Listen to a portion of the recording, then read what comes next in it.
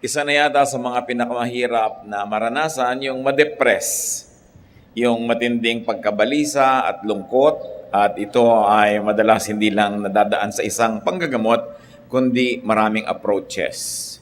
Dapat may counseling, merong clinical help, at merong mga psychiatric, psychological, emotional, and social factors. At napakarami mga tao nung panahon ng Panginoon may ganitong uri ng karamdaman. Sapagkat ang social inequity, colonialism, yung pahirap ng mga royals sa napakarami mga tao created a lot of emotional imbalances. At yan ang ating ngayong sisikaping unawain at madagdagan ng pagkaunawa natin. Ang pag-aaral natin ngayon, pinamagatan, Chemistry of a Depression, one particular depression. Dear God, thank you that you're God over depression. And we pray that even now you will heal through your words, that your words will comfort us and direct us and give us enlightenment. Teach us, Father. We seek you, Lord, that you will be our teacher, our speaker. Kayo ang maging tunay na mangangaral at gamitin nyo ang lingkod nyo na tungtungan ng inyong paa, instrumento ng inyong pagpapagaling sa aming lahat. At nawa, Panginoon, magandang kalooban mo maghanap sa amin. Heal us, empower us, teach us, in the name of your Son, Jesus, who is Lord over depression, we pray. Atin ngayong susuriin yung depression ni King Saul, si Haring Saul. I will be reading sa Tagalog at sa Ingles. Una sa ang bagong magandang balita, Biblia, 1 Samuel 16:14 to 23, yung buod ng kwento. Samantala, ang espiritu ni Yahweh umalis na kay Saul at sa pahintulot ni Yahweh, isang masamang espiritu naman ang nagpahirap kay Saul. Sinabi sa kanya ng kanyang mga lingkod, pinahihirapan kayo ng isang masamang espiritu galing sa Diyos. Kung gusto po ninyo, ihahanap namin kayo ng isang taong mahusay tumugtog ng alpa. Kapag pinahihirapan kayo ng masamang espiritu, patugtugin nyo siya upang maaliw kayo. Sinabi ni Saul, sige, ihanap ninyo ako. Isa sa mga lingkod na naroon ang nagsabi, si Jesse na isang taga Bethlehem ay may isang anak na magaling tumugtog. Siya po ay matapang na mandirigma, mahusay magsalita, at magandang lalaki. Nasa kanya si Yahweh. Kaya't nagpadala nga ng sugo si Saul kay Jesse at ipinasabi, papuntahin mo sa akin ang anak mong si David, ang pastol ng iyong mga tupa. Ganon nga ang ginawa ni Jesse. Pinagdala pa niya si David ng isang sisidlang puno ng alak, isang batang kambing at isang asnong may kargang tinapay upang ibigay kay Saul. Naglingkod si David kay Saul at nagustuhan naman niya ito, kaya't ito'y ginawa niyang tagapagdala ng kanyang sandata. Ipinasabi ni Saul kay Jesse, bayaan mong maglingkod sa akin si David sapagkat napamahal na siya sa akin. At tuwing dumarating kay Saul ang masamang espiritu mula sa Diyos, kinukuha ni David ang alpa at tinutugtugan niya ang hari. Si Saul naman ay naaaliw, umaalis sa kanya ang masamang espiritu at siya'y gumagaling. At nawa, ang hiwaga ng kwentong ito ay maging kagalingan ng espiritu nating lahat, sampu na ating mga mahal sa buhay. Let's take a look at the chemistry of Saul's depression. This time I'll be reading from the contemporary English version, the same story. 1 Samuel 16:14 to 15. The Spirit of the Lord had left Saul, and an evil spirit from the Lord was terrifying him. It's an evil spirit from God that's frightening you, Saul's officials told him.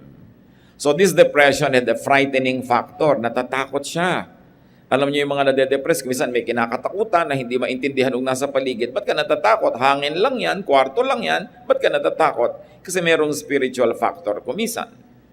So, ang nakita natin dito, isa sa mga dahilan o timpla ng depression niya is there was very little or no spirit of God in him. Umalis na ang pabor ng Diyos sa kanya. And there was much of an evil spirit from God. Diyos ang pumapayag na itong masamang espiritu ito, guluhin itong si Saul. Siyempre, wala namang nangyayari sa mundo na hindi pinapayagan ng Diyos dahil Diyos ay Diyos. Pero hindi ibig sabihin na yun ang perfect will niya para sa tao, pero pinapayagan niya dahil kadalasan, yun ang hinihingi nung lifestyle nung tao. Halimbawa, na-aksidente ka dahil nagpapabaya ka o nagpabaya yung iba, napapayagan kasi yun ang ginagawa ng mga tao. Pero hindi naman sana yun ang perfect will ng Diyos para sa atin. We see here the leaving, the departure, and withdrawal of the evil spirit. and the arrival, the presence, and the terrorizing of an evil spirit from God. Here's an interesting, even a mysterious interplay of good and evil spirits. Now, take note that the absence of God's Spirit was replaced by the presence of an evil spirit from God. What do we learn from here? The departure of God's grace creates a vacuum that attracts the opposite force or power. Kung puspos ka na Espiritu ng Diyos at umalis yun sa'yo, mabavacuum ka. At yung mga vacuum cleaner, bakit niya hinihitit ang dumi? Kasi a vacuum will always attract anything. At pagka nawala ang Espiritu ng Diyos sa tao, nagiging vacuum siya, hinihitit ang puso niya yung mga masasamang espiritong nasa paligid. Hindi pwedeng walang laman, laging meron. So pinipili lang natin, sino ba ang laman mo? Ano ba ang laman ng iyong puso? Now let's take a look at the cure to Saul's depression. Dahil nandiyan din sa kwento. Sabi ng mga tao, it's an evil spirit from God that's frightening you. At alam natin gumaling siya. So correct diagnosis cures the depression. Tama ang hatol, tama ang pag-aaral ng mga tao sa paligid kung anong pinagmumulan ng kanyang sobrang takot, pagkaligalig, pagkabalisa. Sabi niya, may masamang espiritong gumugulo sa iyo. 1 Samuel 16:16, Your Majesty, let us go and look for someone who is good at playing the harp. He can play for you whenever the evil spirit from God bothers you and you'll feel better. Pansinin ninyo na hindi naman exorcism or casting out ang ipinayo. Ang ipinayo nila ay isang bagay na nagpagaling dahil nabasa na natin yung buong kwento. So what cured Saul's depression was correct prescription. Doktor ka man, kung hindi ka marunong magpayo ng igagamot, baka lumala lalo ang pasyente. So tama ang ipinayo. So now we need good, informed counsel and counselors. Sabi, kailangan ang kudin mo isang taong magaling tumugtog ng musika. 1 Samuel 16:17, All right, Saul answered, find me someone who is good at playing the harp and bring him here. The cure was Saul's submission to correct counsel. Kung may matinong nagpayo, maganda ang payo, ang pagsunod doon ang magiging daan para gumaling ang isang karamdaman. And there was cooperation from his part. Hindi sabi, ano palagay nyo sa akin? Nasisiraan? Ano palagay nyo sa akin? Blah, blah, blah. Sabi niya, sige, humanap kayo. Kung yan ang tingin ninyong mabuti at dalhin sa akin. 1 Samuel 16:18, A man named Jesse who lives in Bethlehem has a son who can play the harp. One official said, he's a brave warrior, he's good-looking, he can speak well, and the Lord is with him. So what brought healing? A fitting therapist. Tugma, akma, bagay na therapist o dadaanan ng kagalingan patungo sa pasyente. At ano kanyang mga katangian? He was skilled at playing the harp. Siguro kung pangit siyang tumugtog, sinto-sintonado, baka lalong mabalisa ang pasyente. He was brave. Hindi lang matapang pumunta sa gyera, kundi matapang humarap sa isang taong depressed, matapang naharapin ang dilim at lalim ng gabi, kahit kumisan may mga pangambaka at takot, buo ang loob. Yung mga taong buo ang loob, malaking blessing sa mga taong nasisiraan ng loob. Kaya yung ikaw ay matapang o pinipilit mo maging matapang ka for the sake of somebody na nanghihina ang loob, ministry yun sa iba. Yun namang nagduduwag-duwag at lalong nagpapakaduwag-duwag na nga, ikaw yung may ministeran, ikaw ang tutulungan tuloy. Kaya pumipili ka, ako ba yung magiging problema dito? Ako ba yung sosolve ng problema? And he was good-looking. Siyempre naman, nakakagaling naman yung pagtiningnan mo, nade-depress ka, naaalala mong may Diyos. No? Yung maayos, neat, mabango, no? Neat na malinis, nakakatulong talaga. And someone who speaks well. Meron naman, kukuhanan ka lang ng blood pressure. Ang taas! Ninervyos ka na lalo. Alam niyo, pagkuha ng blood pressure, ministry yan. Pag nakita mo ang taas, sasabihin ng pasyente, mataas-taas ng kaunti, mag-relax kayo at bababayan. Hindi, nakakita na kayo ng ganun mukuha ng blood pressure? Diba? Dahil sa kanya, kaya namatay yung pasyente. You speak well. Ibig sabihin, magaling ka magbitaw ng salita, nakakapagpahupa ka ng kalooban, yung galit, nawawala yung galit, yung natatakot, nagkakaroon ng assurance, gano'n na magalang magsalita. Ministry ang pagsasalita. Nagsasalita pa lang tayo, may gumagaling na o may lumalala. Kumisan man, pupuntahan yung pasyente, ang payat mo, para ka ng bungo. Dumalaw ka pa. Diba? Quiet ka na lang. So, para yata naglulus ka ng konting weight. You know, you soften the impact of anything that is unnice. And then this person, among others, and the best of all, is that he was anointed. The Lord is with him, according to Scripture. Now, 1 Samuel 16, 21 to 22. Because of the qualities, Saul liked him so much that he put David in charge of carrying his weapons. Not long after this, Saul sent another message to Jesse. I really like David. Please let him stay with me. So napaka-pleasant ng kanyang pagkatao, masarap siyang kasama, nahulog ang loob sa kanya ng hari. He was likable. It's important to be likable. Kaya maraming Pilipino, well-liked, sought after nurses, therapists, caregivers. No? Kasi mga malalambing, kumisa kahit bola, no? At least, sumasarap ang pakiramdam ng pasyente. Yung may ngiti at caring, very important yan sa pagpapagaling. Now, what else contributed to the cure? Available, helpful, and cooperative supporters. Yung mga tao sa paligid niya, binigyan siya agad ng tamang payo. Kailangan mo, musician, na may itsura, magandang magsalita, buo ang loob, at higit sa lahat, anointed ng Diyos. Now, 1 Samuel 16:23, whenever the evil spirit from God bothered Saul, David would play his harp. So what contributed to the cure here? A willing and able therapist. Meron kasi willing pero hindi able. May able pero hindi willing. This one is an able and a willing therapist. Kung nag-aalaga kayo ng may sakit yung kamag-anak, inaalagaan nyo na rin lang, ngumiti na kayo. Pwede rin namang sumimangot, pero pwede rin ngumiti. Ginising kayo madaling araw dahil merong kailangan. Gumising din naman kayo, napuyat na rin lang kayo, ba't hindi nadagdagan ng ngiti? Bakit sisimangutan pa? Gumising na rin lang naman kayo. Lubusin na. Kailangan able and willing. Kumisan tuloy ang pasyente, pagka sinisimangutan mo na, pagka hindi masyadong emergency yung case niya, hindi ka na tuloy inaabala, hindi ka na tinatawag dahil nang hihina na ang loob na abalahin ka dahil dinidiscredit sa iyong facial expression. Kung kayo nakabantay, duty, ito yung oras ko, magbabantay ako, decide to be cheerful. You're there anyway. Lubusin na. Lalo nating gawin ang sarili natin na daluyan ng Espiritu at pagpapala ng Diyos patungo sa ating binabantayan o inaalagaan. And there was balancing therapy. All the good qualities of the therapist balance the deficiencies of the patient. Plus, good music. Ang totoo, yung musika, ang pinaka-main ingredient ng therapy na ito. Therapy through the arts. Kaya sa ospital, maganda sana nakikita mo mga magagandang tanawin, mga bulaklak, mga naglalaro, mga masasaya.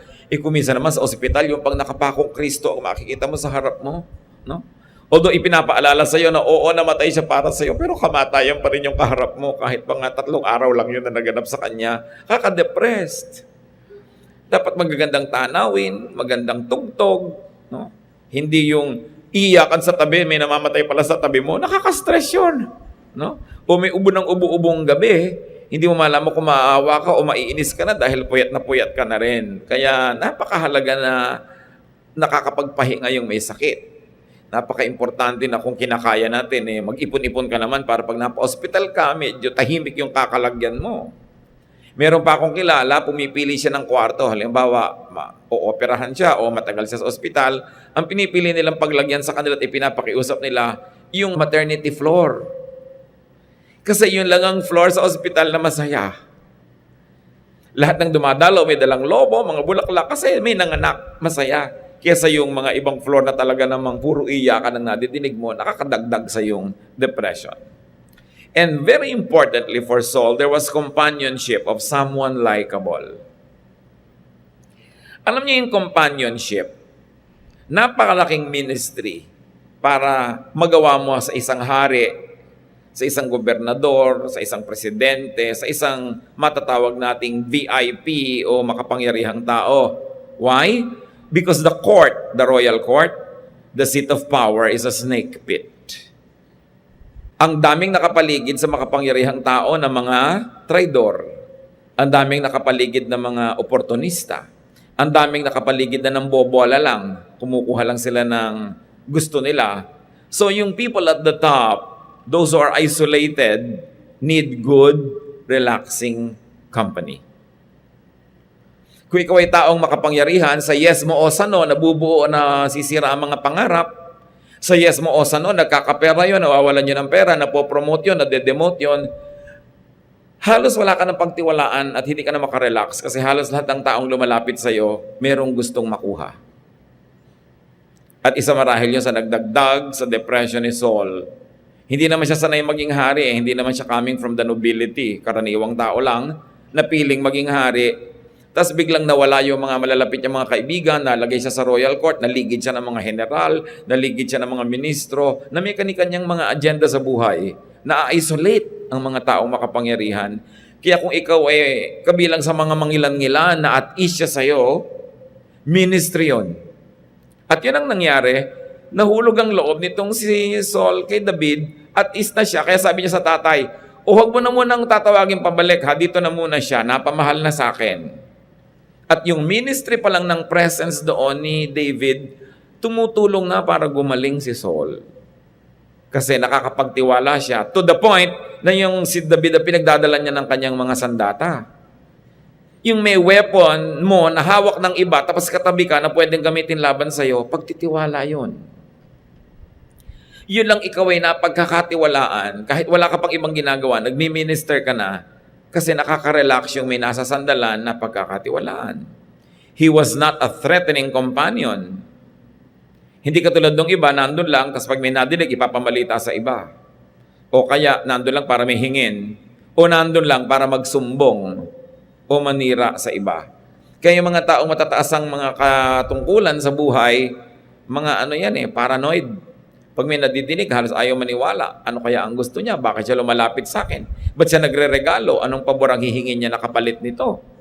Ba't niya hinihingi ang cellphone ko? Baka ipamigay niya sa lahat, as lahat tatawag na sa akin. This kind of things. Iba siyempre yung psychology of those people who are at the top. And unless you get to the top, you will never understand it. Ngayon, si David, naunawa niya yun, nakapag-minister siya. Saul would relax and feel better when David plays the harp, and very likely would also sing together with the playing. Then, the evil spirit would go away. Ito, isa sa mga pinakamahalagang punto ngayon, mga kapatid. Hindi siya gumaling kasi umalis yung masamang spirito. Nakarelax siya, yung masama niyang pakiramdam ay bumuti, at dahil doon, umaalis yung evil spirit. Hindi umalis muna bago bumuti ang kanyang pakiramdam. Hindi siya aalisan nun. So what cured was Saul's relaxation and good feelings. If you want a worry, an anxiety, a depression to leave you, strive to feel good. Relax. Kasi ang masasamang espiritu, hindi pwedeng tumira sa puso na relaxed. Ayaw nila doon. Parang yung ipis, ayaw niya sa malinis na sahig. Pag may ipis sa bahay mo, maruming sahig, period. No? Dahil kung malinis yan, hindi yan titirhan ng ipis. Ngayon, ang masamang espiritu, ayaw niyang tumira sa malinis, payapa, tahimik, relaxed. Ang gusto niya yung naguguluhan ka, mainit ang ulo mo, nalilito ka, nagmamadali ka, gusto kang tirhan. Yung lagi ka na lamang nagalit, lagi ka nagsiselos, lagi ka na lamang na nakaangel, gustong-gusto kang tirhan. So, ang naging ministry was to make Saul feel relaxed. And once he was relaxed, the evil spirit left. Huwag yung umalis ka dyan, masamang espiritu, umalis ka dyan. Hindi, mag-relax ka, alis yun. The evil spirit from the Lord departs when and after Saul relaxes and feels better, not before. Isang malaking ministry na pag-relaxin mo ang kapwa, At isang malaking panggugulo sa tao, yung galitin mo siya, guluhin mo siya, sinisira mo yung kanyang kapayapaan. At pag sira yun, naiimbita ng kanyang kasiraan yung masamang espiritu. Kaya nag-iingat ka. Kailangan mo ba sabihin ng isang bagay, makakagalit lang naman, wala rin naman mangyayari? Huwag na, hayaan mo na lang siyang tahimik. Kailangan po ba siyang takutin ngayon? Ang saya-saya ng party, ang saya-saya niya, bihibihira magsaya. Nabalitaan mong merong nasunog na bahay ang kamag-anak niyo doon sa Matnog. Sa kalagitaan ng party, sasabihin mo pa, nasunog ang bahay niya sa Isabel. Sunog na. Sunog na, tupok na. Ba't mo pa sinabi sa akin, hindi na lang mo pinatapos tong party na to. Ngayon lang ako sumaya, pinutol mo pa agad. Ngayon, kung ako yung bumbero, ako papatay ng apoy, sige sabihin mo kahit gitna ng party. Pero wala na akong magagawa. Why spoil my fun? Marami kasi mga tao hindi marunong magdala ng access. May access ka to someone's ears. Anong ginagawa mo? Do you agitate the person? Kaya sabi sa Desiderata, avoid loud and aggressive persons. They are vexations to the spirit. Iwasan ninyo yung mga taong lagi kayong ginagalit, tinatakot, binibigyan ng mga masamang balita. Lalo't wala naman kayong magagawa para solvein yung masamang balita na yon. Better not to know. Or better not to know at this time. Why can it not wait? So what are the possible causes of Saul's depression? And this time, i-apply natin sa buhay natin o sa mga mahal natin sa buhay na pwedeng nade-depress. Paul had humble beginnings, as we had already mentioned. Wala namang hari dati sa Israel. Yung mga Israelites lang were asking for a king. Sabi ng Diyos, kung talaga gusto nyo, bibigyan ko kayo, pero hindi sana yan ang perfect will ko para sa inyo. At nung may nagpunta kay Saul, dahil nominee na siya na maging hari, sabi niya sa 1 Samuel 9:21, "Why are you telling me this?" Saul asked, "I'm from Benjamin, the smallest tribe in Israel. My clan is the least important in the tribe." Galing na siya sa pinakamaliit na tribe at yung pamilya niya, galing pa sa mga pinakawalang sinabi doon sa tribe na yon. Sa inyo, ba't mo sinasabi sa akin ang mga bagay na yan? Hindi ako pwede maging hari. Simpleng tao lang ako. Yun ang pinanggalingan niya, tapos bigla siya naging hari. Anong possible na maging resulta nun? Disorientation. A sudden change of position or orientation. Kaya yung mga dating hindi sikat, naging star, hindi makaya, nagda-drugs. Hindi nila makaya, nadidisorient. Yung mga dating wala, biglang yumaman, nabubuang. Hindi nila kaya. Yung biglang naiiba ang sitwasyon mo sa buhay, kahit pa sabihin mong yumaman ka, naging makapangyarihan ka, sumikat ka, hindi laging mabuti ang bunga.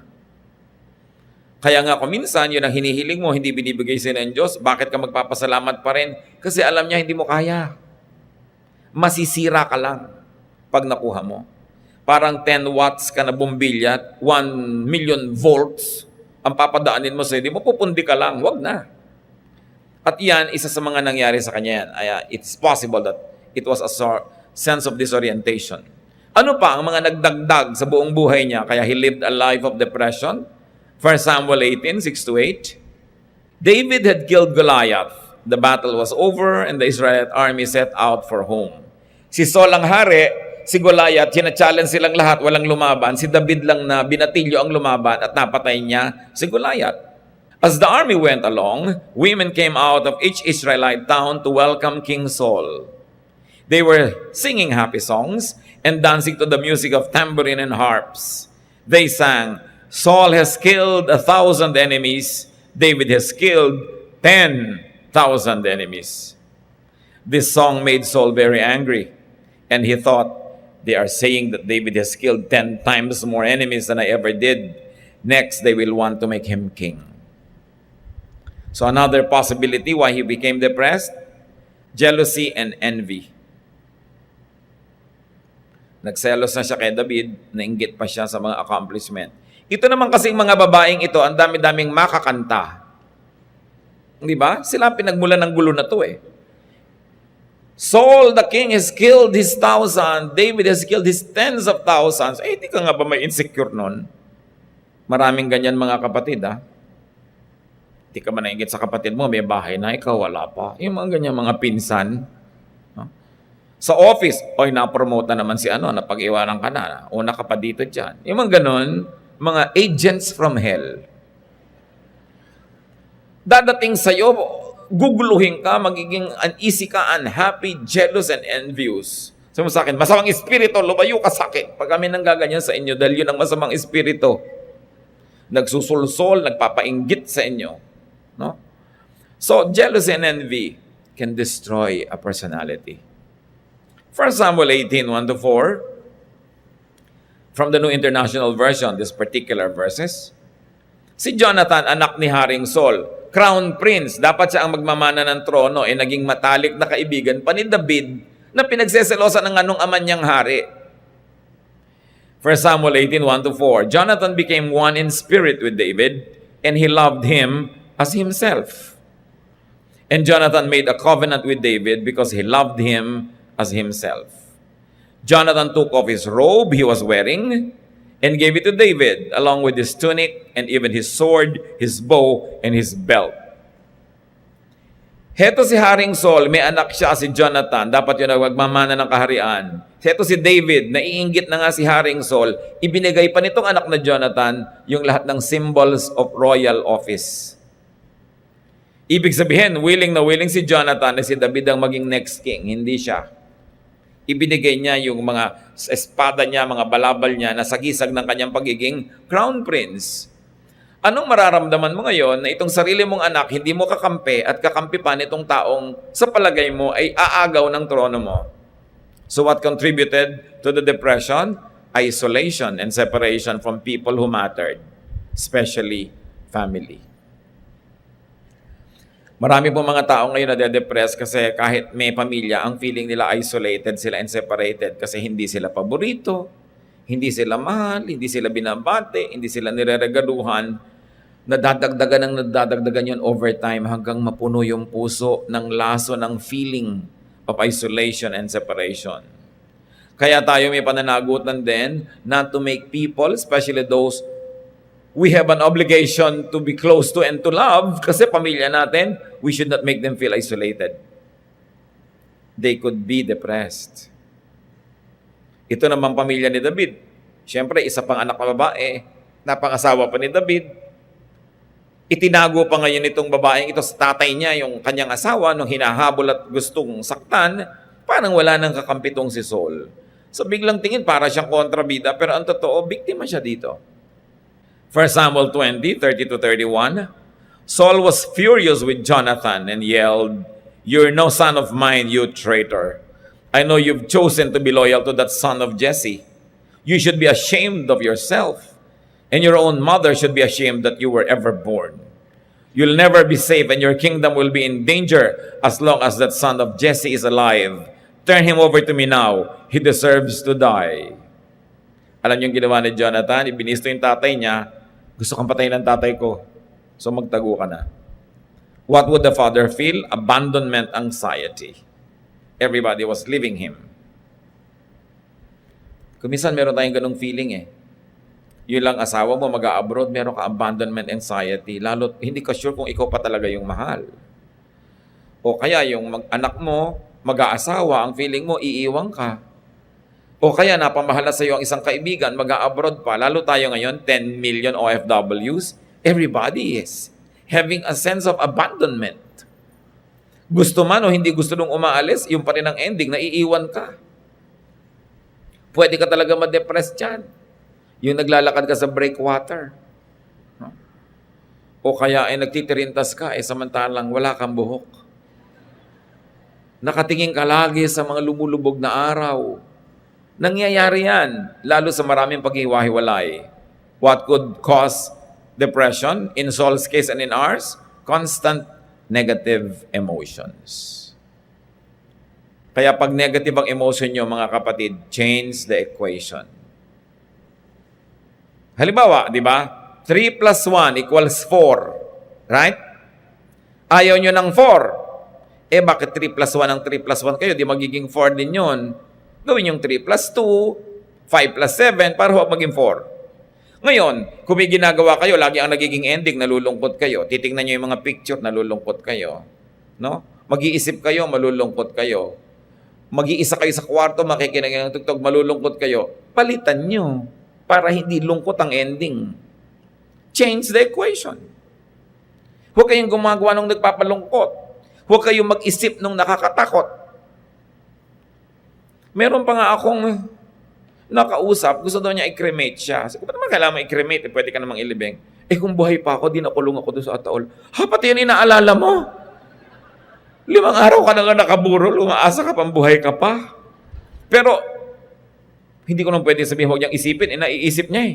Right? So, dapat ikaw magdisiplina sa sarili mo na huwag mong isipin ang mga bagay na yan. Pag may dumarating sa iyong espiritu na nakakatakot, nakakanerbiyos, nakakalungkot, palayasin mo agad. Change your thought. Change the channel.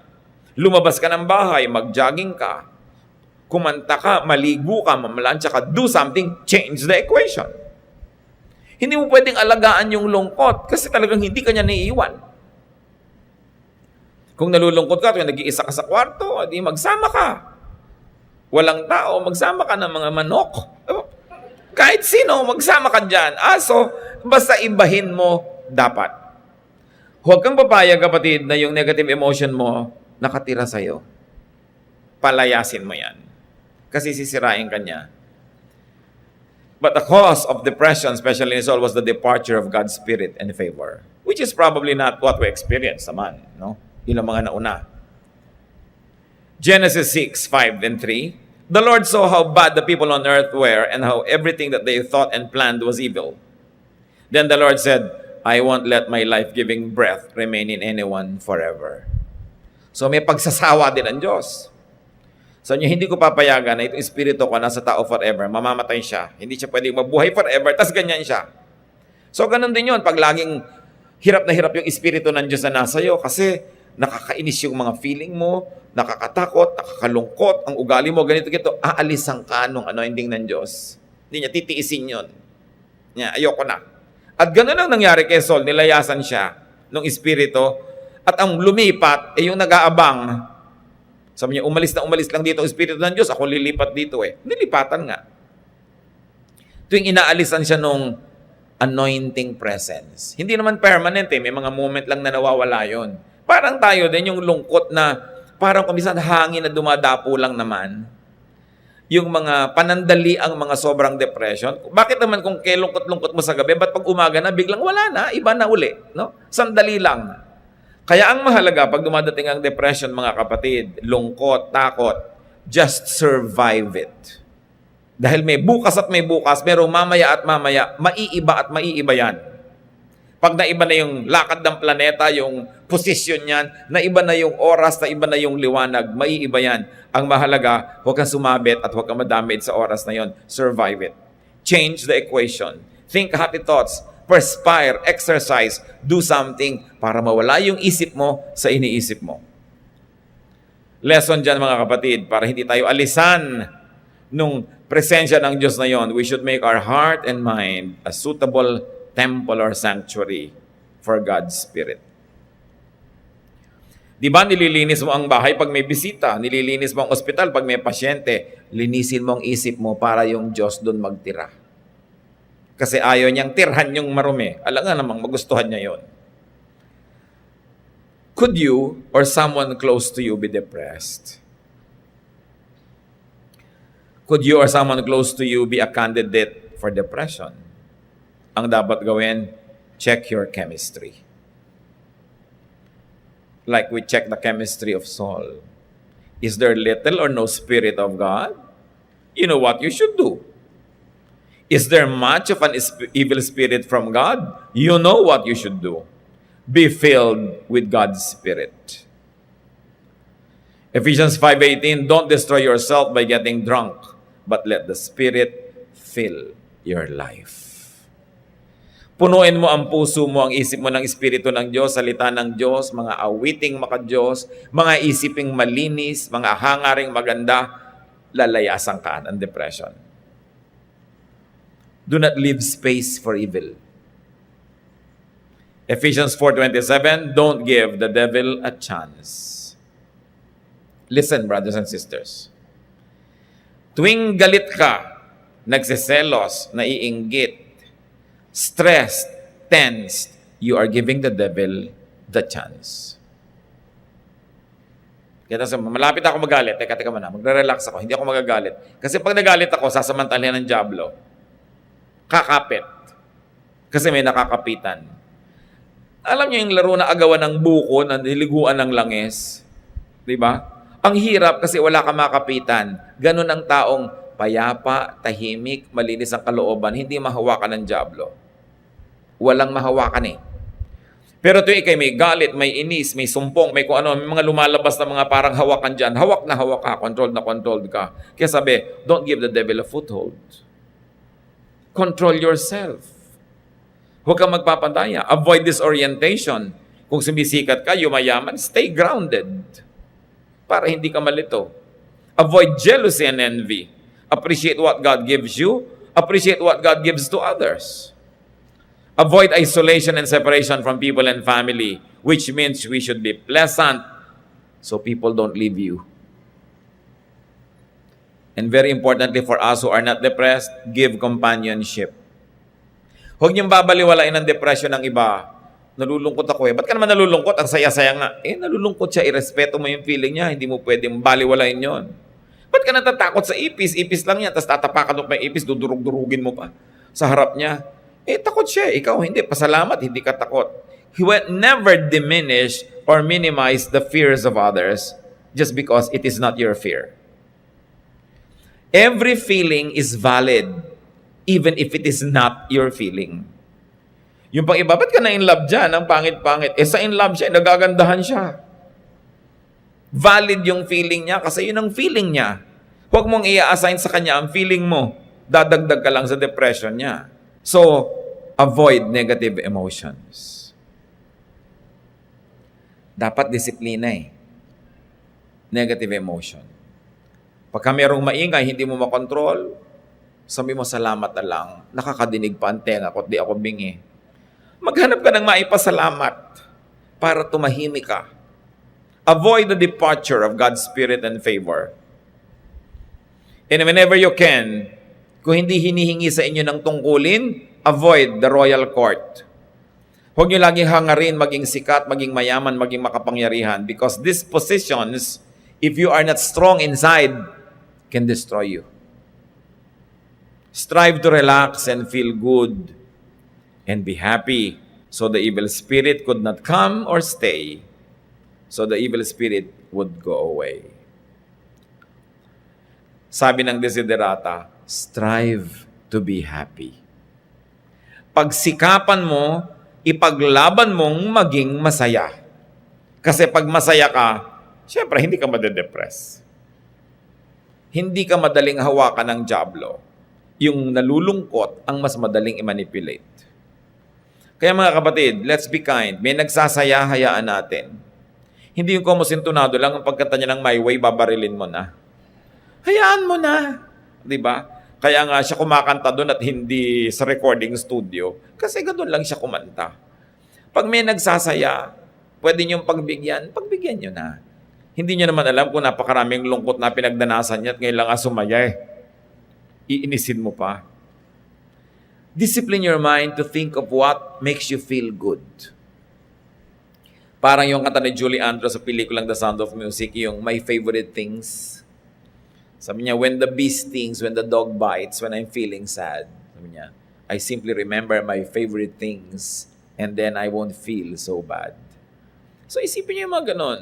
Philippians 4:8, keep your minds on whatever is true, pure, right, holy, friendly, and proper.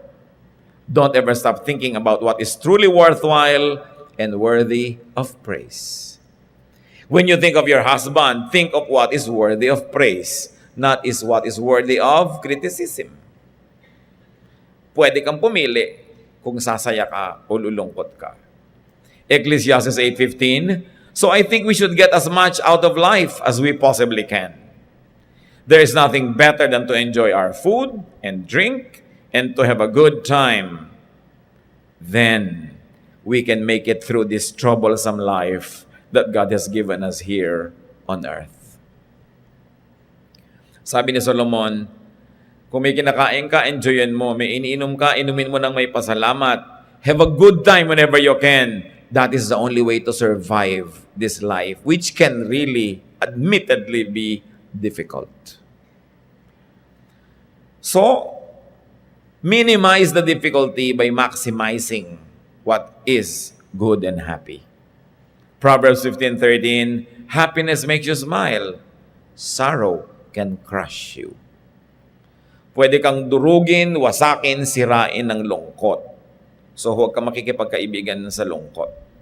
James 4:7, surrender to God, resist the devil, and he will run from you. Sabi, iwasan mo lang, tanggihan mo, aalis yan, hindi ka pwedeng pilitin ng demonyo. So, bakit nandito 3 araw na? Kasi pinapayagan mo. Pero pag tumanggi ka, hindi siya pwedeng pumili. Aalis at aalis siya. Resist the devil and he will run from you. Resist the evil spirit. Resist the temptation. Resist the sadness. Do not be a victim of your own imaginations. Meanwhile, those who are not depressed, be kind. Minister to those in the court, in the seat of power. Mahirap yung may mataas na posisyon. And when depressed, seek godly and correct diagnosis and prescription. Submit to good counsel. Find a fitting therapist. Hindi lang yung gusto mo, yung mabuti ang epekto sa iyo. A therapist who will help change your chemistry, especially emotional state and spirituality. Kailangan pinapalitan yung emotional state, basta negative.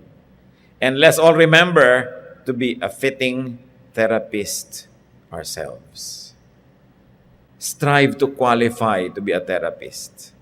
Ano yung qualities na nakita natin kay David? Strong, di ba? Brave, good-looking, pleasant, speaks well, plays an instrument well. Sinisikap natin na maging ganon para kung dumating ang panahon na meron tayong mahal sa buhay na nangangailangan ng sasandalan, masandalan naman tayo. Ginagawa natin goal sa buhay na hindi lang maging independent. Ginagawa natin na maging super strong, super okay, para pag dumating ang panahon na sobrang nanlulumo ng hina ang nasa paligid, maski sandali, makasandal sa atin. So always qualify yourself to be a good therapist. Continue to improve your skills. Do things well. Be available. Be able. That is a ministry. Napakahalaga yung handa ka sa ganon. And above all, get and stay anointed. For other people's sake. Pagka-anointed ka, nakakapag-minister ka sa mga tao, pero pagka winaldas mo yung anointing na yun at nawala, di ba nalugi yung mga tao? Kaya isang kabayanihan to stay anointed not only for yourself, but because you are useful to others. Dahil napapakinabangan ka. Teacher ka, magpupuyat ka, tapos walang quality yung teaching mo bukas. No, be qualified to teach well, sleep early, strive to be healthy, para ang teaching mo maganda because it affects people. Driver ka, makikipaglasingan ka, bukas, puyat ka, nabangga ka, namatay yung mga pasahero mo, di ba pananagutan yon? Meron tayong pananagutan sa isa't isa. Kung ano man ang tungkulin mo sa buhay, gawin mong mabuti para yung pinaglilingkuran mo, magandang service ang makuha nila. Hindi yung pinupuyat mo sa sarili mo, pinapagod mo, ang babatuloy ng quality ng yung service. Pinaghahandaan mo ang oras na yung pagtatrabaho, kaya nagpapahinga ka sa tama. Hindi yung aantok-antok ka. Pag nagkamali ka, maraming nadadamay. Be available, be helpful, and be cooperative to the needy. Now, as we have already appreciated, good, relaxing, and enjoyable company balances and heals.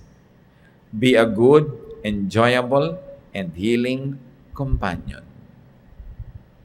Lalo yung mga may asawa, ganito ba kayo sa inyong kabiyak? Are you a good, enjoyable, and healing companion? Mga mister, baka naman nagsha-shopping yung misis nyo, wala kayong ginawa kundi madaliin. So, hindi kayo enjoyable kasama nun. Mabuti sana kung minamadali nyo, eto na lang 100,000, mamili ka ng lahat ng gusto mo dyan, umuwi na tayo. Ang liit-liit ng pera, naghahanap ng mura, binamadali mo. Di ba? Kung malaki ka, magbigay, magmadali ka. No? Pero kung konti lang, hayaan mo siya maghanap para makarami siya mabili. Mga misis naman, gusto manood ng asawa ninyo ng sports, kahit hindi kayo nag-enjoy, samahan nyo. Di ba? Hindi yung bahala ka dyan, ayoko niya pinapanood mo, hindi ko maintindihan yan. So, kailangan enjoy kayong kasama. At para maging mangyari yon, nag-aaral kayo, nag-i-improve kayo ng mga skills nyo, you get interested in the interest of your loved ones. Kasi ministry natin yon, hindi tayo nabubuhay para lang sa sarili. Kailangan meron kang ginagawa para lalo kang maging kaibig-ibig, kaakit-akit, kanais-nais na kasama. Ministry yon. And then allow and help people to relax, to feel good, and to be happy. Don't be a spoiler. Yung kasiyahan niya ngayon, tawa siya ng tawa. Yung lakas at kapahingahan na nakuha niyo doon, malay niyo, yung kailangan niya para harapin yung marami palang trahedyang darating bukas. So hayaan niyo na lang siya maging masaya. Ipagdiwang tuwing merong kakayahang magsaya ang tao, sapagkat ang mundo'y bayan ang hinagpis. Maraming sukat ikalungkot. So kung hindi ka malungkot, i-celebrate mo. Hindi ka na nga malungkot, i-invento ka pa ng lungkot. Ano pang gagawin mo kung talaga malungkot ka na? Kailangan dinidisiplina ang sarili. John 10:10, the Lord said, I came that you might have life and have it abundantly. To have it to the full. Sabi niya, come to me all of you who are tired and heavy laden, I'll give you rest. My yoke is easy, my burden is light. Yun ang kalooban ng Panginoon para sa atin. And knowing that, alam natin kung anong foreign matter in our lives. Sadness, fear, depression, worry, jealousy, anger, envy, lahat yan foreign matter dapat tanggalin. Resist the devil and he will run away from you. Ama namin Diyos, salamat sapagkat kayo'y nagmamahal sa amin. Salamat dahil napakarami kasaysayan sa Biblia na pwede namin kapulutan ng aral.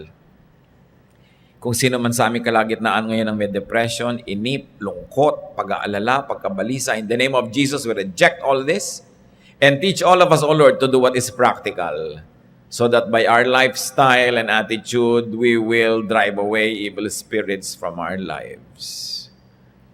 Turuan mo rin kami, Lord, na maging sensitive so we can minister to others who are depressed. And when there's reason to be happy, allow us, Lord. Teach us, give us the wisdom to celebrate. And to celebrate with others. Father, lead us, heal us, and make us instruments of healing.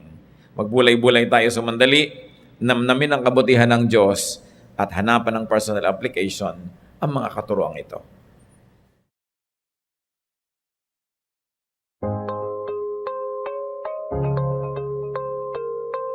Aran na ito, na tayo ay hindi physically nagkikita-kita sa loob ng ating mga formal spaces of worship, ay meron din mga naging advantages. For instance, sa mga nakaraang mga pagkakataon, napakarami nating naging extra pag-aaral sa mga landas na hindi natin laging tinatahak. Napag-usapan natin yung connection, halimbawa ng mga katuroan sa scripture sa mga principles of physics. Yung connection ng prayer to the idea of observation in quantum physics. Marami na tayong naging, kumbaga, ay pagkiliti-kiliti sa mga topic na kung nasa mga formal church situation tayo, parang hindi laging sanay tayo na yun ay pag-usapan sa ganung mga lugar, sa ganung mga pagkakataon. Pero because of the quarantine, na nagkaroon ng konting informality, more informality than usual, yung ating talastasan, nagiging parang mas appropriate na dagdagan yung breadth and width and height and length and reach of our quest for truth and for God. Kaya naging advantage din yun na nabuksan at binuksan natin ang mga pintuan ng sciences at ating pinopropose to look at science as God's prophet, hindi kaaway. The old style of thinking is that it is science versus God or God versus science. Pinauso yan ng mga conservative religion sa all throughout history kasi ayaw nila ma-challenge ang kanilang mga doktrina, ayaw nilang ma-challenge sa kanilang mga katuruan, ayaw nilang matanggal yung control nila sa utak ng mga tao. Kaya kahit na napaka-obvious na may gravity, ayaw nilang tanggapin yon. Obvious na bilog ang earth, ayaw nilang tanggapin yon. At ikinukulong nila yung mga nagtuturo ng labag sa mga doktrina ng church. What if science followed the outline of Scripture?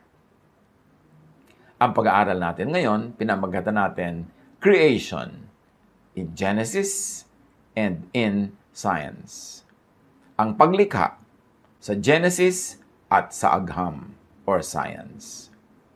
It's very interesting to look at the parallels and agreement in order and sequence of creation. We will give no elaboration or explanation of scientific terms for non-scientists. Kung hindi tayo scientist, hindi natin naintindihan, palampasin na lang natin. Makakarating din tayo sa maraming points na pwede natin ma-appreciate at pakinabangan. Kasi hindi naman natin layon ngayon na magtayo ng science class. Pero we cannot avoid to mention a few words here and there. So just look at the big strokes or the big picture. God's creative work, according to Scripture, light ang una. Science says the same thing. Light emerges from the Big Bang, stars and planets form. God's creative work, according to Scripture, waters divided. Yan ang next sequence, no, sa creation na pinag-aaralan natin sa Genesis. And sa science, Earth cools down, bringing rain that created the oceans and the continents. Atmosphere is hazy due to absence of free oxygen. Sa Scripture, plant life emerged. Sa science, plant life also emerges. Remember, pinag-uusapan natin yung sequence ng creation at ano ang relationship ng sinasabi ng Scripture at ng science about the same thing. Although, hindi laging agree sila on the word creation at hindi naman topic natin yan ngayon. Ang pinag-uusapan lang natin yung agreement sa sequence, sa chronology ng pagtingin ng Scripture at ng science sa tinatawag ng Scripture na creation. Simple pore reproducing plants became complex fruit-bearing plants. Pure oxygen results from photosynthesis. Then, according to Scripture, the sun and the moon and the stars appear. And science tells us that atmosphere clears. The creation of the ozone layer allows simple life to be present on land. Sa God's creative work, according to Scripture, the fish and the birds follow. And sa science, Cambrian life explodes. Sea life, insects, birds appear. Sa Scripture, kasunod ang terrestrial animals and humans. At sa science, yung tinatawag na Paleozoic to Cenozoic era follows. Some forms of life move from water to land. Dinosaurs emerge and get extinct in this period. Mammals and humans appear. And then the Bible says, ang kasunod ng lahat ng yan, rest. And sa science, inactivity. Nothing new happens mula nun hanggang ngayon. The storyline, the sequence of events of creation in the Bible, and science's theories on the sequence of development of life have amazing parallels. The only notable difference would be in the quantification of time or in the interpretation of words referring to time. Yung sinasabing 7 days ng Scripture at sinasabi naman ng science na billions of years. Pero hindi yan ang ating topic na i-resolve now. Ang tinitingnan lang natin yung agreement sa sequence of creation. Creation stories in Genesis count 7 days, for instance, of and for creation. Meanwhile, scientific theories count billions, plus or minus 4.5 billion of years. So, is the Genesis 1 day literal? Pag sinabing 7 days of creation, 1 day ba ay literal? 24 hours? Even Scripture says that God's time and quantification and human concept and quantification of time are not always the same. 1 Peter 3:8, but do not forget this one thing, dear friends. With the Lord, a day is like 1,000 years, and 1,000 years are like a day. Scripture says that God's thoughts, qualification, and human thoughts and qualification are not the same. Isaiah 55:8, for my thoughts are not your thoughts, neither are your ways my ways, declares the Lord. So the quantification of time, the qualification of thought of God and humans ay magkaiba. So, yung bang tinatawag na 7 days, 1 day ay literal o yun ba ay symbolic? Paano ba mag-quantify ng oras o panahon ang may likha? Scripture has a big collection of metaphors, clearly revealing that not all Scripture is to be read, interpreted, and applied literally. There is a long list of verses in Scripture that are obviously metaphors and to be read metaphorically. Especially telling are those that feature numbers that are obviously, necessarily metaphorical. Talaga naman maraming katuruan sa Bible, hindi mo pwedeng laging basahin literally.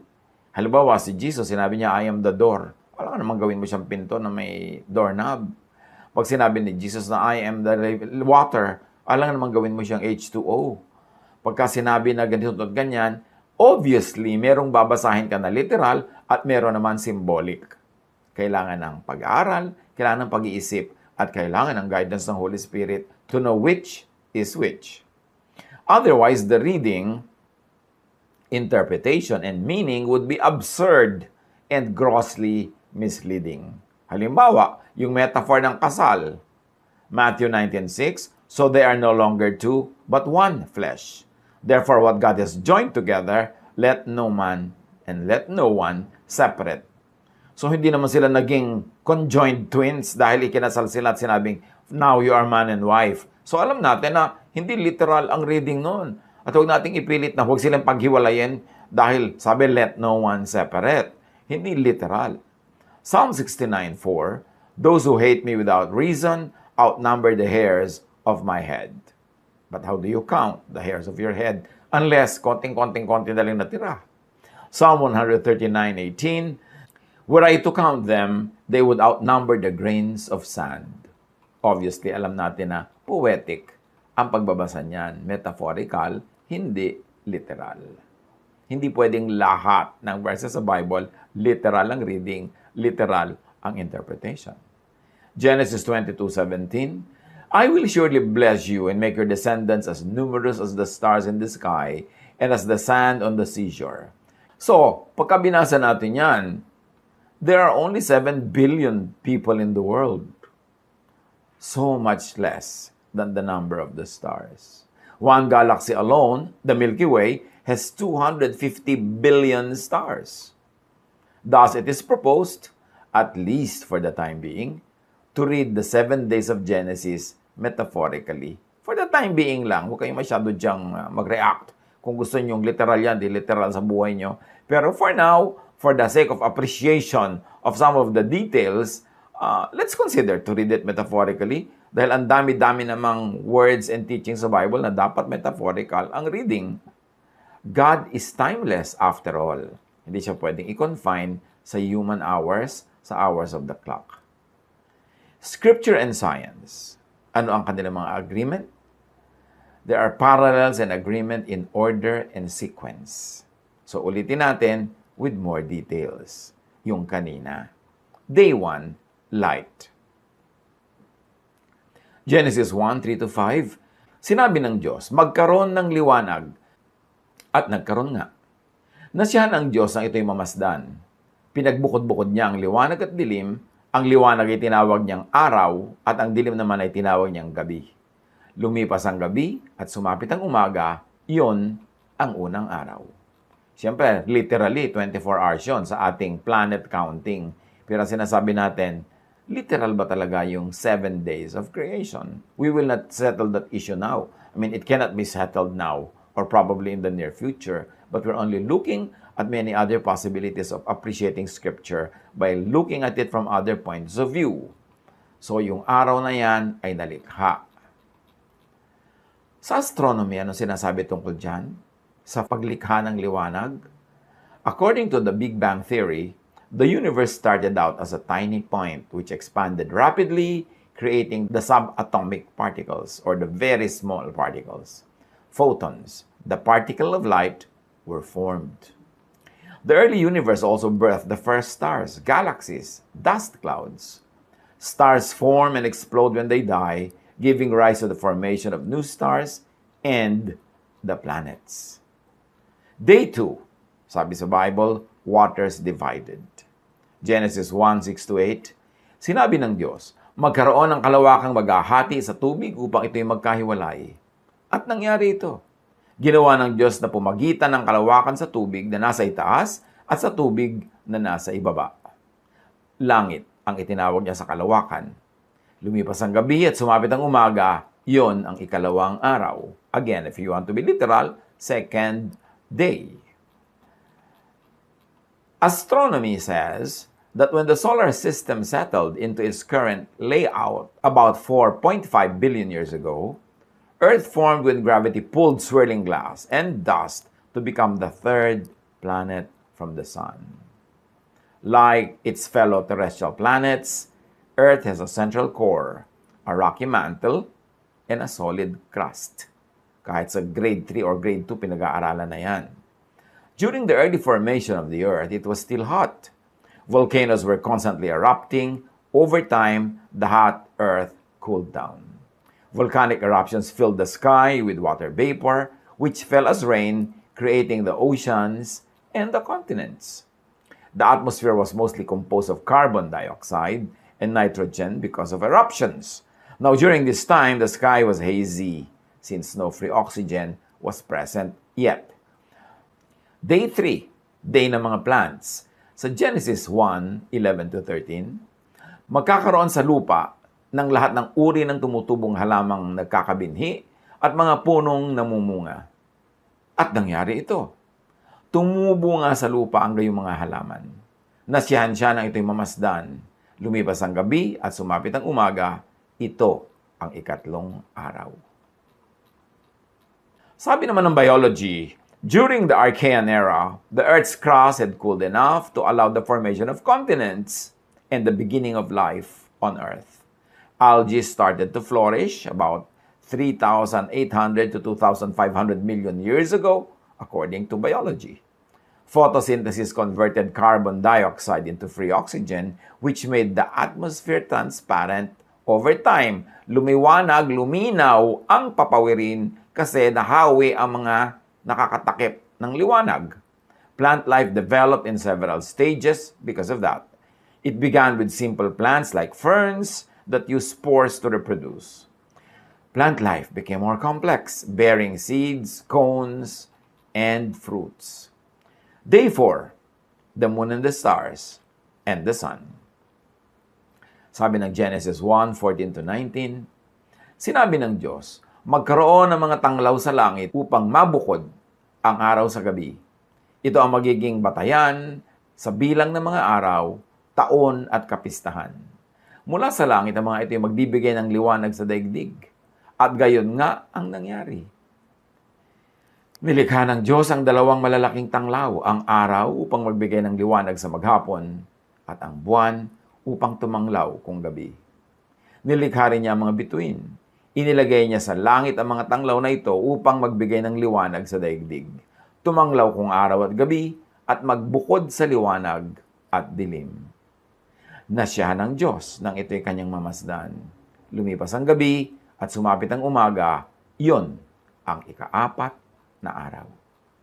Sabi naman ng biology, the Proterozoic Aeon, 2,500 to 542 million years ago, a geological aeon spanning the time from the appearance of oxygen in Earth's atmosphere to just before the proliferation of complex life, such as trilobites or corals on the Earth, begins at this time. Since pure oxygen is now abundant in the atmosphere, it turned the atmosphere from hazy to clear, allowing the sun and the moon and the stars to be visible from the Earth. In a manner of speaking, parang kinreate yung mga sun, moon, and stars. While in another manner of speaking, ay dati na mga nandoon, pero hindi pa kita masyado dahil malabo pa yung atmosphere. But now, with such changes, kitang-kita na. The ozone layer was also formed. The ozone is composed of 3 oxygen atoms bonded together. This blocked harmful UV rays from reaching the Earth's surface. This prepared the proliferation of higher forms of life, such as animals. Day 5, ang mga fish and birds. Sabi ng Genesis 1:20-23, sinabi ng Diyos, magkaroon sa tubig ng maraming bagay na may buhay, at magkakaroon din ng mga ibon sa himpapawid. Nilikha ng Diyos ang mga dambuhala sa dagat at lahat ng bagay na nabubuhay sa tubig, gayon din ang lahat ng uri ng ibon.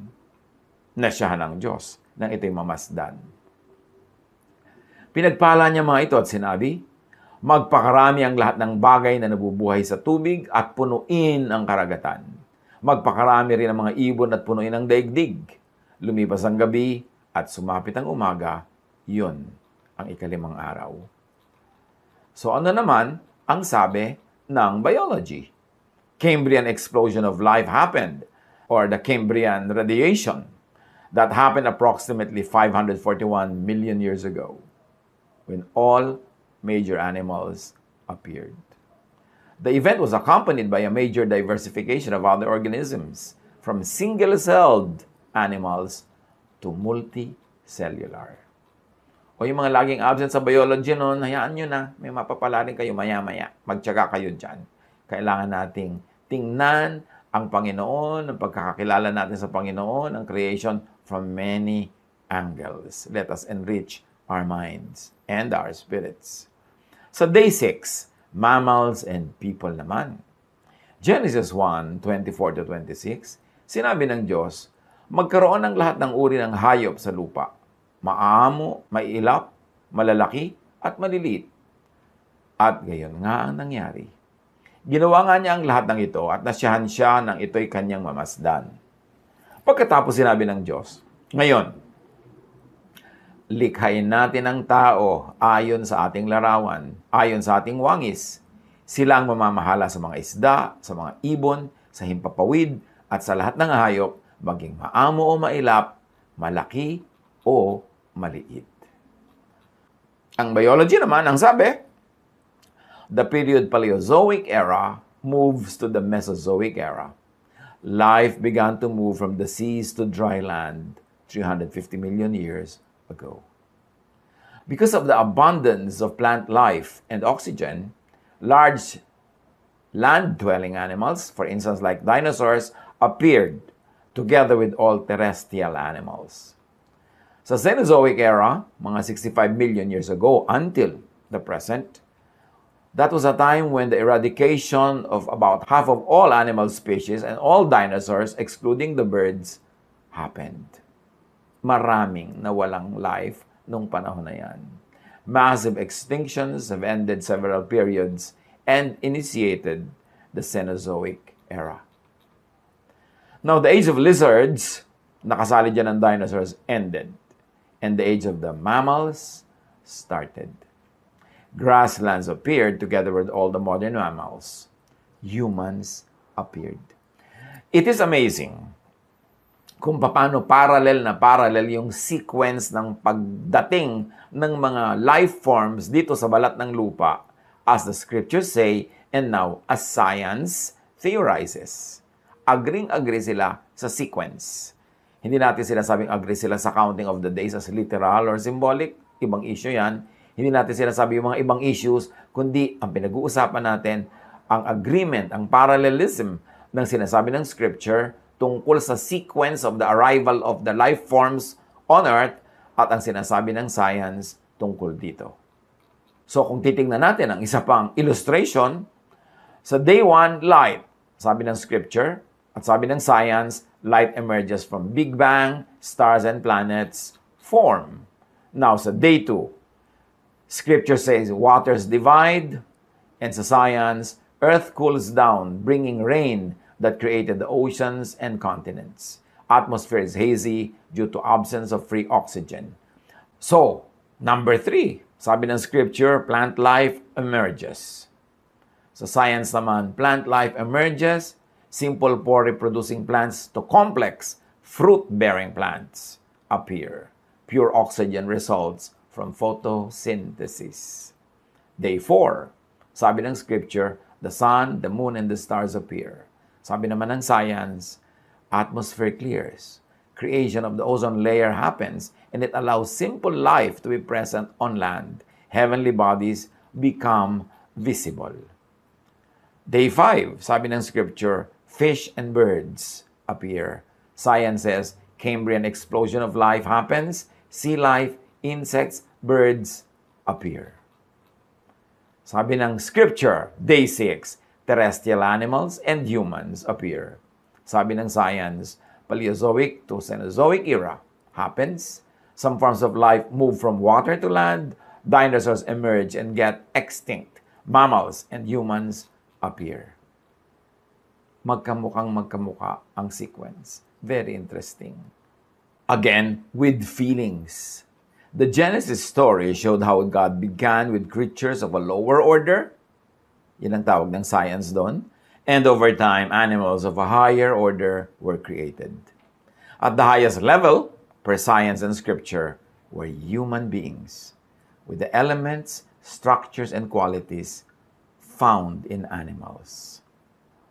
At ito ang discomfort ng maraming mga religious people about science because science says that maraming qualities sa human beings are found in animals. Hebrews 2:6-8, what is mankind that you are mindful of them? The Son of Man that you care for him? You made them a little lower than the angels. So, you crowned them with glory and honor and put everything under their feet. In putting everything under them, God left nothing that is not subject to them. And indeed, Genesis 1:20 it says, God blessed them and said to them, be fruitful and increase in number. Fill the earth and subdue it. Rule over the fish in the sea and the birds in the sky and over every living creature that moves on the ground. Genesis 2:7, then the Lord God formed the man from the dust of the ground and breathed into his nostrils the breath of life, and the man became a living being. Matalinghaga itong salita na ito, no? Na hiningahan ng Diyos ang tao at siya ay naging living being. Pero itong tao lang ang sinabihan ng ganitong description. Hindi lahat ng created beings, tao lang.